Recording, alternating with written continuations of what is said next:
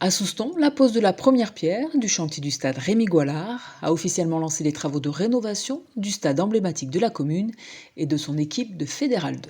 Aujourd'hui, malgré la beauté du site, on ne rentrait plus dans les critères de la Fédération française de rugby. Et si on voulait continuer à faire progresser le rugby à Souston, ou tout au moins déjà même rester à ce même niveau, on était obligé d'avoir des vestiaires de minimum 40 mètres carrés par équipe.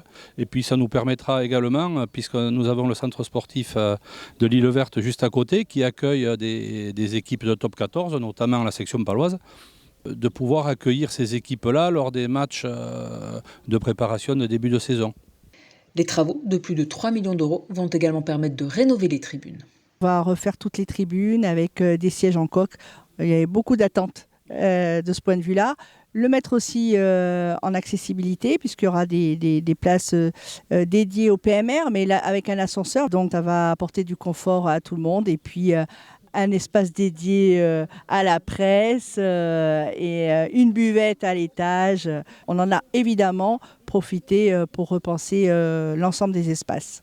Cette rénovation complète a pour but de moderniser le stade et d'offrir plus de confort aux supporters et aux joueurs, tout en préservant l'identité du bâtiment, cher à tous les Soustonnais et à ceux qui ont porté le maillot de l'ASS, à l'image d'Olivier Clémensac, joueur pro à Pau, et de son président de club.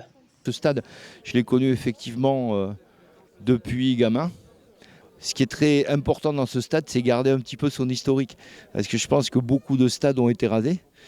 Beaucoup de stades ont perdu le sens de l'histoire, enfin, ces marqueurs aussi de territoire.